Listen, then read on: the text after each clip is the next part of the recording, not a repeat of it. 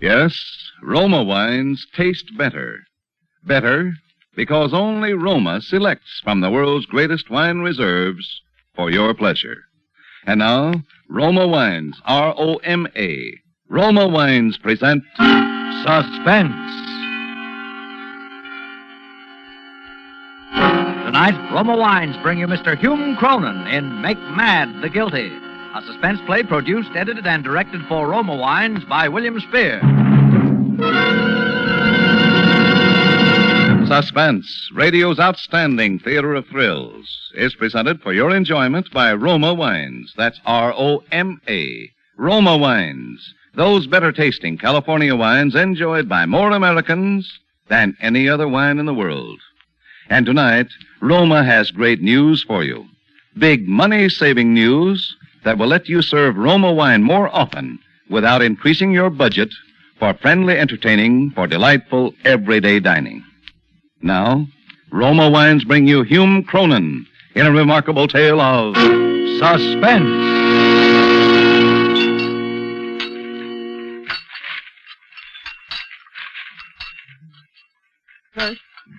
Bert. Yes, my dear. Well, have you found anything? I'm looking, my dear. On the theatrical page, I suppose. Of course, my dear. Looking.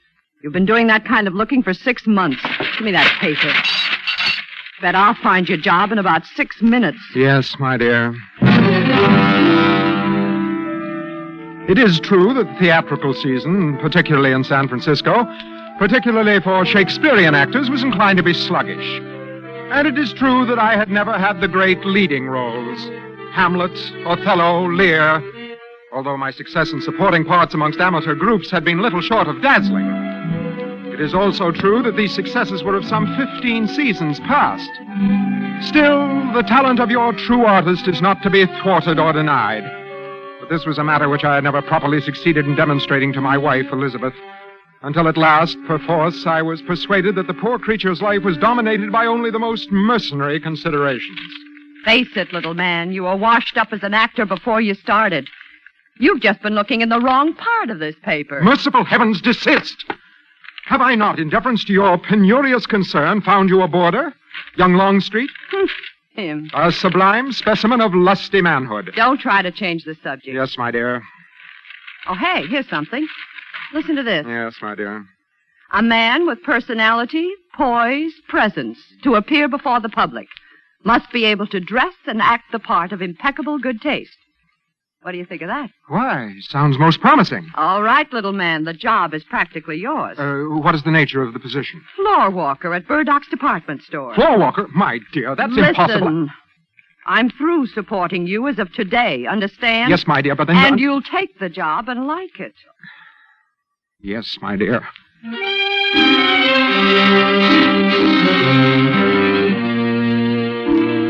With deep misgivings, I accepted the position.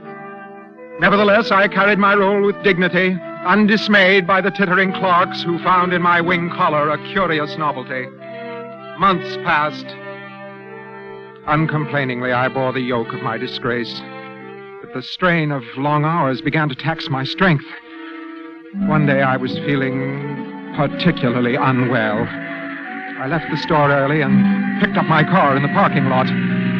My only thought was to reach the haven of our modest residence on the opposite side of San Francisco Bay, but even driving was an effort. I was faint by the time I reached the checking station on the approach to the Golden Gate Bridge. Hi, Mr. Matthews. Hey, you're early today. Hey, what's the matter?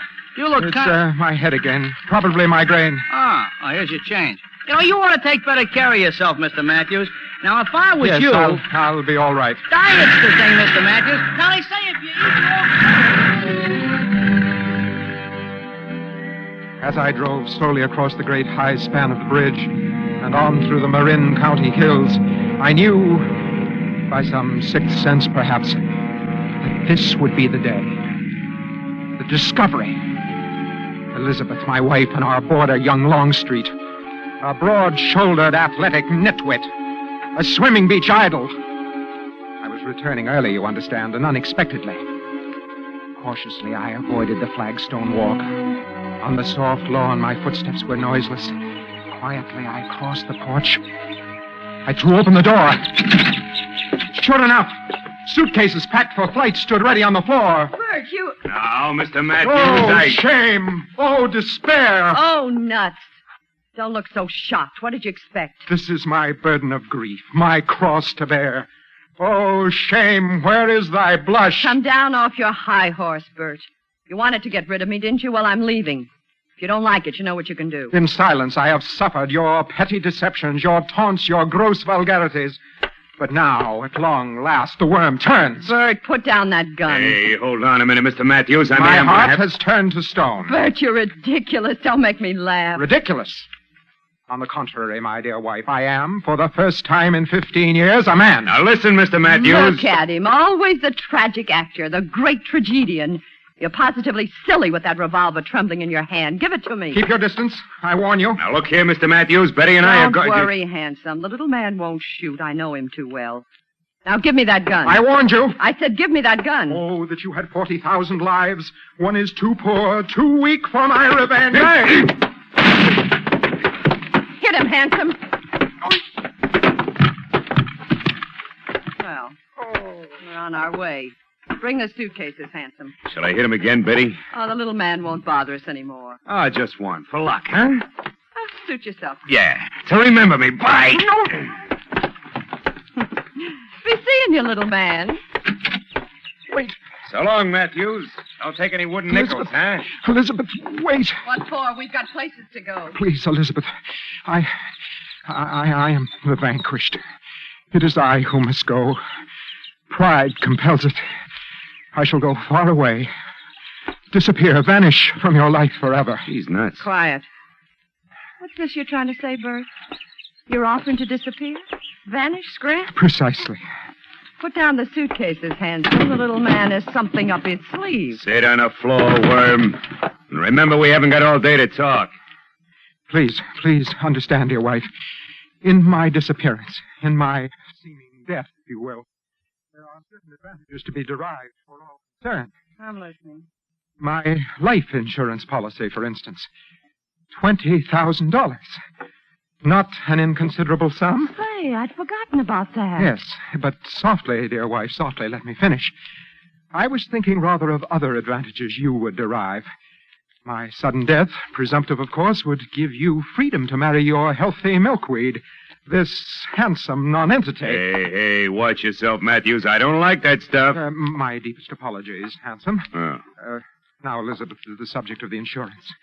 Even in my far-off oblivion, I'll have need of money. I thought perhaps you would collect the money and... And what? Forward it to me. Oh, so that's it. You're not the fool I thought you were. There are mutual advantages, as I have indicated. I would have the $20,000, a trifling reward for my sacrifice. You would have a well-furnished home and handsome. Maybe you've got something. Let me think it over. I don't get it at all. You will, handsome, you will.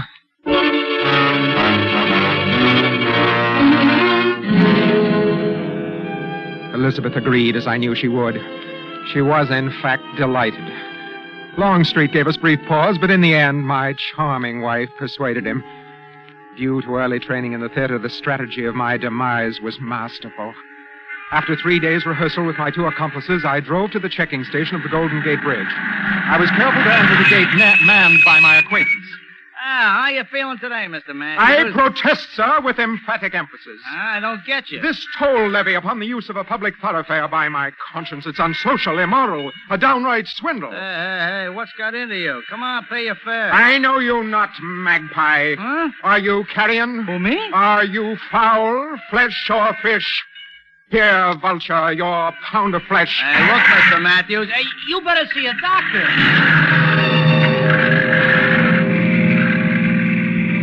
Doctor, indeed. But the fellow would remember me. I drove slowly, watching in the rearview mirror. Near the center of the great bridge, high above the foaming sea, Longstreet and Elizabeth pulled in behind me. A break came in the traffic. I signaled Longstreet. He pulled his car alongside mine. Quickly, I leaped to his car, leaving mine abandoned at the very center of the bridge.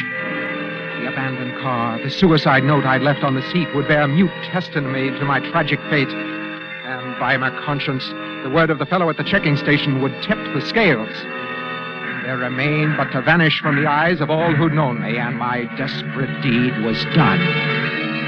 Elizabeth and Longstreet drove me to Sacramento. I boarded the train for Mexico. The frail, meek little floor walker was no more. I was dead. Gone. Kaput. Presumptive death, indeed. In truth, I was reborn. And on some not too distant tomorrow I would return, and the lives of Elizabeth and Handsome would be forfeit.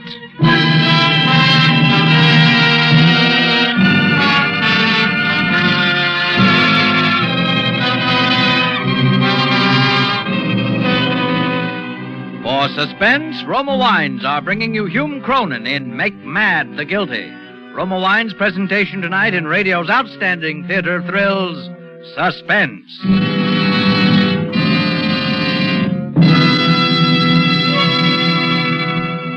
Between the acts of Suspense, this is Truman Bradley for Roma Wines. There's a big reason why more Americans enjoy Roma than any other wines. It's because Roma gives you an extra pleasure dividend in fuller bouquet, richer body, and better taste. And Roma gives you still another extra dividend. Now you can buy Roma wine at handsome savings. Now you can enjoy the delicious taste luxury of your favorite Roma wines and get extra change from a single dollar bill. Yes, you can now save up to 20% on finer tasting Roma wines. Take advantage of these big Roma savings. Buy Roma by the case. Enjoy delicious Roma wine more often with meals or when you entertain, and save money on every bottle. Ask for Roma, R-O-M-A, Roma wines, for extra good taste and extra cash savings. And now Roma Wines bring back to our Hollywood soundstage Hume Cronin in Make Mad the Guilty, a tale well calculated to keep you in suspense.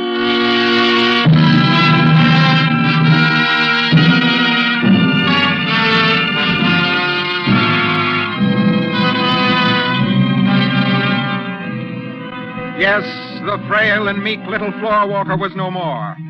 In Mexico, a new man wore my shoes. I became a man of purpose and daring. Through the art of makeup and disguise, I gave myself a villainous and frightful appearance, corresponding to my new character. I returned boldly to San Francisco with no fear of recognition. Thus was I privileged to read in the local papers of my own suicide and later of my wife's marriage to young Longstreet. Weeks passed. I learned Elizabeth had received the insurance money. I was well aware, of course, that she had no intention of giving me any part of it. The moment of final settlement had arrived. Late at night, as befits one returning from the grave, I rang the bell at the cottage I once called home. Oh! It is I, your lately deceased husband. Bert, you... Handsome! May the dead enter with the quick?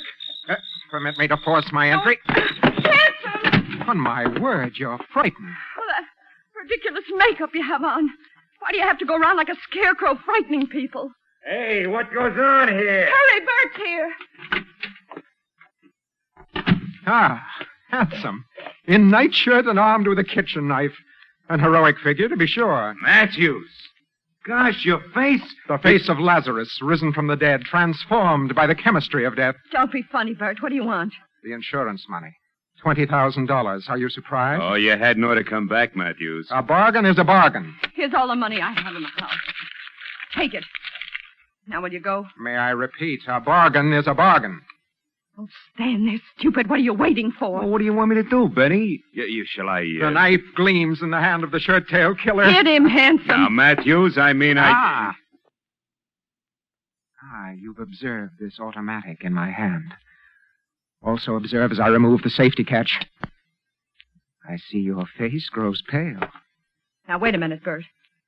What do you want? Dear me, hadn't I made that clear? I thought I had. I want my $20,000. Now, listen, Matthews, take it easy. We only collected it yesterday. Precisely. Hence my timely arrival this evening.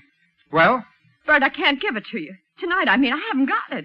You forget, my dear, that I have lived with you in apparent connubial bliss for nearly 15 years. I know your habits all too well. I would venture to say that not only have you the money in cash, but that I know where you've hidden it. Oh, no, I know she didn't do that. No? And what is this? So you did. Why, I could have told you that she wasn't to be trusted. Dear me, you have so much to learn, handsome. And so little time to learn. No, Matthews, wait. Wait! Bert! Bert, you killed him! Not I, dear wife. I, as you remember, have no existence. I am dead. But you... Bert! Good night. Parting is such sweet sorrow. Would I could stay to see you explain this whole thing to the police when it be morrow?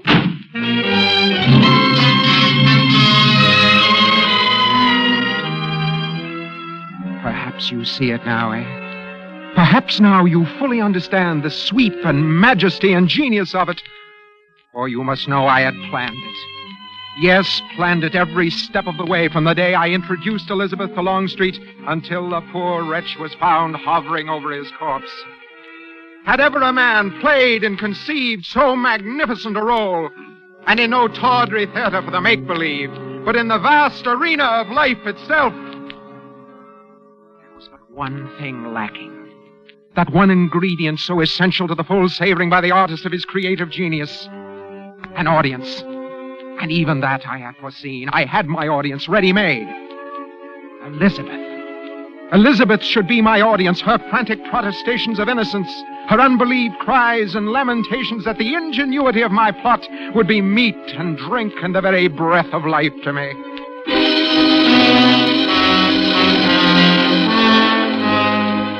By a slight alteration of my appearance, I was able to attend her trial. Like a spectator at my own play, I could not have directed the performance better myself. Then this remarkable woman, with the murder weapon still figuratively reeking in her hand, has the temerity to tell this court and this jury that the crime was committed by a former husband who conveniently rose from the dead and then disappeared once more into limbo. No, ladies and gentlemen of the jury. She is guilty, and the state asks that you find her guilty, with full knowledge and consent to the penalty with which that guilt entails. The penalty of death. No, he's alive! He's alive!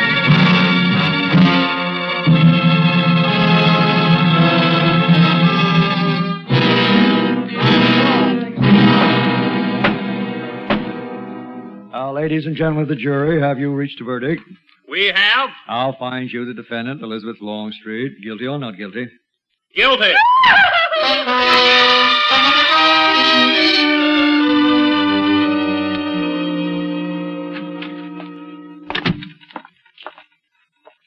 Dispatch this wire, please. All right. Mrs. Elizabeth Longstreet, death row. Oh. You can deliver it, can you not? Oh, sure.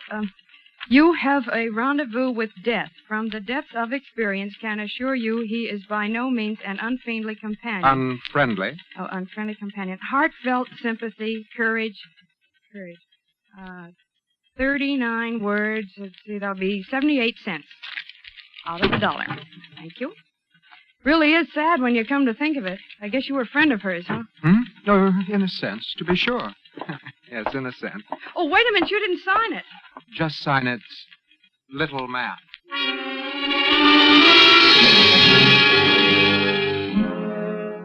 The next day, I eagerly scanned the papers for the outburst that this sensational communication must certainly cause. But there was nothing. So I sent a letter, something a little more direct. I scanned the press anew, but still no sign. No single word to tell me how she had received it. What was it? A conspiracy of silence? I was like a player performing to a cold and empty house. Clearly, some stronger medicine was needed. Yes, sir? Ah, lilies. The symbol of purity and death. They are lovely, aren't they? Fresh cut this morning, Sweet too. poetry of flowers. A most delicate yet firm reminder of my unwavering concern. Do you wish to make a purchase, sir, or... decidedly. Give me all you have. I wish them sent by special messenger. The season is propitious. Yes, sir. Where to, sir? To Mrs. Elizabeth Longstreet, Tehachapi Prison, the death house. Mrs. Elizabeth? And would you mind writing a card? As you can see, my right hand has suffered a slight injury. Very well, sir. What do you wish me to write? Just say, from the little man who wasn't there. And sign it, Bert.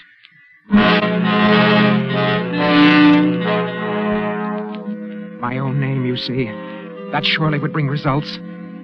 But no, nothing. Once again, nothing. I saw it now. She was playing with me, deliberately playing with me, concealing my communications from her jailers. And my time was running out. The execution was within the week. But I would move her. I'd move her in such wise as she would drown the stage with tears and cleave the general ear with horrid speech, make mad the guilty. Okay, next. It's my understanding that the state law requires the presence of witnesses to a prison execution. I therefore request... Okay, who do you want to see go? Mrs. Elizabeth Longstreet. Let me see. That's Friday morning. What's your name? Bertram Mason. Let me see some identification. Driver license, anything you got. Identification? Yeah, anything at all. Well, you see, I'm not... I'm sorry, Bud. We got to know who we invite to these parties some other time. Hold on, sir. I demand I that said some other time. Now beat it. You hear me? She was slipping from my grasp, don't you see? The curtain was already beginning to descend. And still there was no audience to hear my curtain lines. That night I paced the streets in a torment of indecision. Then, as dawn was breaking, I realized what I must do. A drastic, desperate measure. But I must take it. The execution was the following morning, and at the earliest moment I presented myself at the prison gate. Yeah? What can I do for you? It's imperative, absolutely imperative, that I be present at the execution of Elizabeth Longstreet. I'm sorry, mister. Now, wait. You don't understand. Can't be done. Oh, if you was a relative, say... That's it. That's what I'm trying to tell you. I am. I am related. Yeah? Well, that might be different. How you related to her? I am her husband. Her husband? Oh. Now, don't try to get funny, mister. It just so happens she murdered her husband. No, not him. Her former husband. The man whose name was mentioned so often at the trial. They thought I was dead, but I'm not. I'm Bert Matthews. Oh, a crackpot. Now, save it for a soapbox, brother. No, now, wait. I can prove it. She will recognize Sure, me. I know. Now, run along. I implore you. I beg you, call the warden. Tell him that there's a man here... What was that? Not now she won't recognize you. What do you mean? I mean, that's it. It's all over. Finished. Oh, no. Not dead. That's right, brother. He's dead.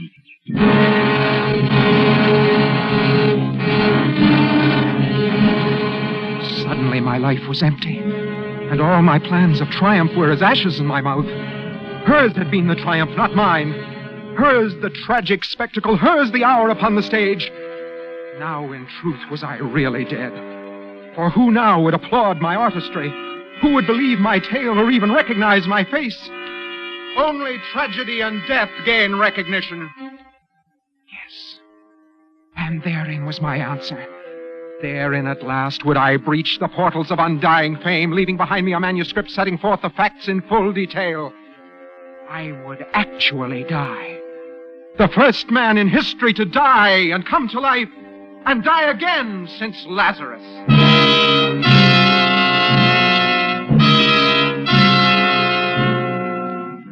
I searched the streets until I found a car with the keys in the ignition lock. I stole it. I drove to the Golden Gate Bridge, for I would not only die twice, I would die twice in the same place and the same way. I drove past the gateman and on. Hey, wait! On to the very highest part of the parapet. I would stand while horrified onlookers gazed helplessly. Then, as eager hands reached out to save my life, I would leap. I was dimly conscious of the siren behind me, but paid no heed. I drove faster to my splendid doom. Suddenly I heard a shot, then another. My car was out of control, swerving, lurching, swerving like a crazy thing.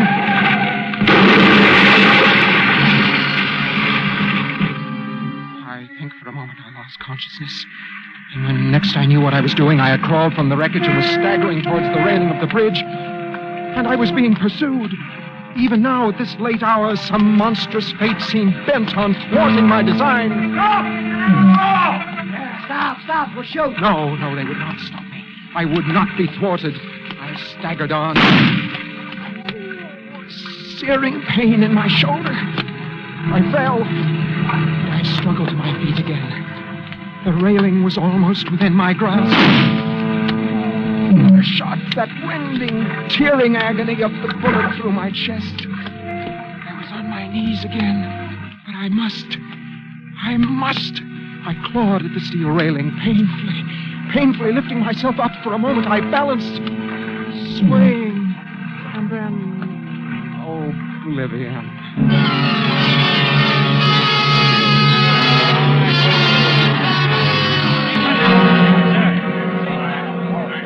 I heard their voices coming to me from a long way off, like voices of the dead. Stand back. What? This guy's Playboy Evans. The same license number.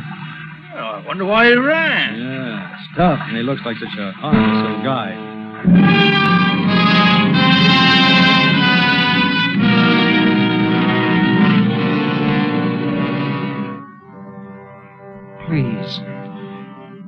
Please, is there no one to believe me? Just one. The lowliest of men, the tiniest of lisping children. Just one. Before this stage is dark. Before I shuffle off this mortal coil. Before I die.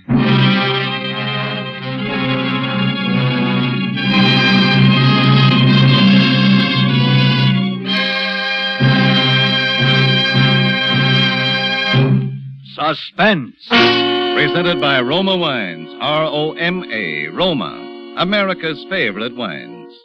This is Truman Bradley inviting you to try Roma Wines, to learn for yourself why more Americans enjoy Roma than any other wine. It's because only Roma selects from the world's greatest reserves of fine wines to bring you better tasting wines.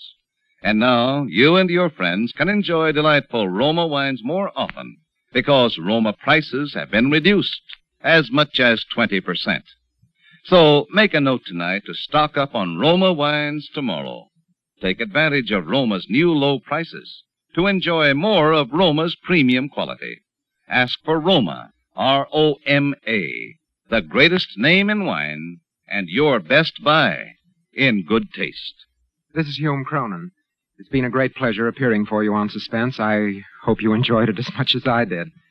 And I know you'd like to hear about next week's Suspense show when Roma Wines will bring you June Havoc in the story of a girl whose fatal resemblance to a famous movie star leads to murder. I'll see you soon, I hope. Thank you. Good night. Hume Cronin appeared by arrangement with Metro-Goldwyn-Mayer, producers of Living in a Big Way, starring Gene Kelly and Marie McDonald. Tonight's Suspense play was by Irving Moore and Robert Richards from an original story by Robert Ralston. Next Thursday, same time, you will hear Miss June Havoc as star of Suspense.